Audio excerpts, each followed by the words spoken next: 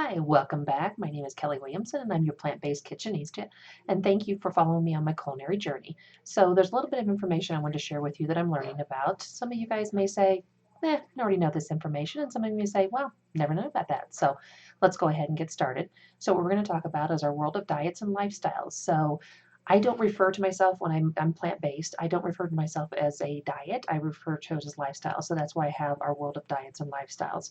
So we're going to look at plant-based and we're going to look at other types of things that some of the things I didn't know about and some of the things I did. So let's look at the first one. So basically there's a wide variety of special diets. So as you can tell when you look through this, there's probably about 10 to 15 slides that's going to show you all the different types that we have.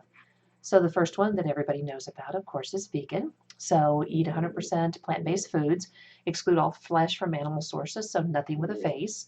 And they actually, any items and stuff from animal products such as dairy, dairy derivatives, eggs, gelatin, and honey.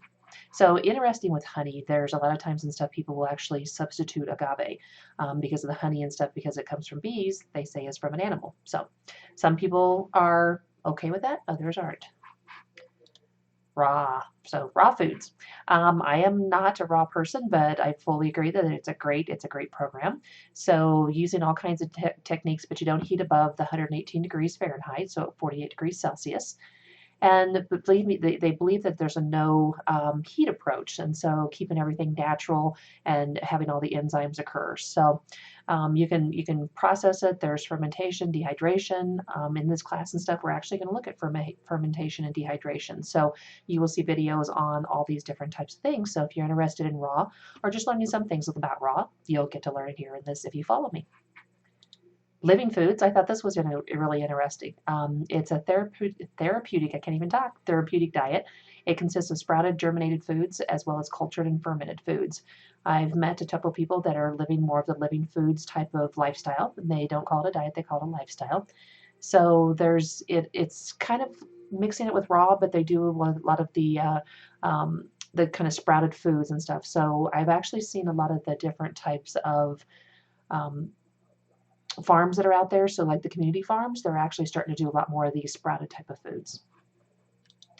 Plant-based paleo, I have never actually heard there was a plant-based one. So I've heard of paleo. I have a couple of friends that are into CrossFit. And so of course they're big into paleo and there's all kinds of different different things that they do as far as they do all kinds of contests and they put them on the paleo diet and the CrossFit and they see how much weight they can lose.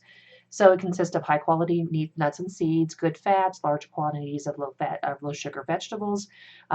He eats a lot of vegetables, sea vegetables, and then a small amount of low sugar fruits. Does not include basically any carbohydrates, so any grains or legumes. Sodium free, we're all very familiar with, and if you have anybody that has any heart issues, a lot of times they're on sodium free. I work in healthcare also when I'm doing this, and there's a lot of people that are on sodium free. So you can use, herbs, spices, vinegars, all kinds of other food. No oil, whole foods, plant-based. That's me. That's exactly what the program that I go through. So I actually follow Dr. McDougall, Dr. Neil Barnard, and Rip Esselstyn. So great programs. There's basically goes nutrient dense foods with an emphasis on greens. You can get a full array of whole plant-based foods, nuts, seeds, avocados, grains, all kinds of carbohydrates, etc. I also follow, since it's Dr. McDougall, he does the starch-based solution. It's no oil, starch-based. So you can actually look at things like starchy vegetables, potatoes, squashes, all kinds of things like that. I eat a lot of potatoes and a lot of grains, rice, those type of things. So great program also, but you can tell on both of those, no oil.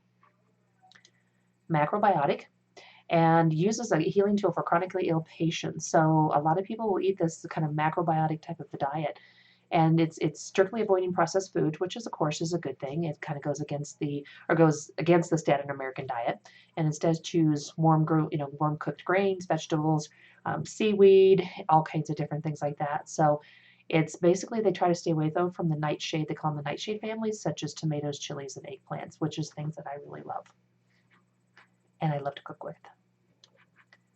A few more. Gluten-free. Gluten-free has become really popular. I remember about 5 years ago, there was a couple of my friends that were gluten intolerant. I am definitely oat intolerant. I can't eat a lot of oats because they just don't agree with me. I can eat basically sprouted wheat and those type of things, but not oats. And so gluten was something that was 5 years ago really difficult to find products. But now if you go into any store, it doesn't matter if it's a, like a Whole Foods or if it's regular King Soopers or Dillon's or whatever else where you live, you're going to find all types of gluten-free products. So lacto-ovo and lacto-ovo vegetarian. So these diets include dairy products and our eggs along with plant-based foods.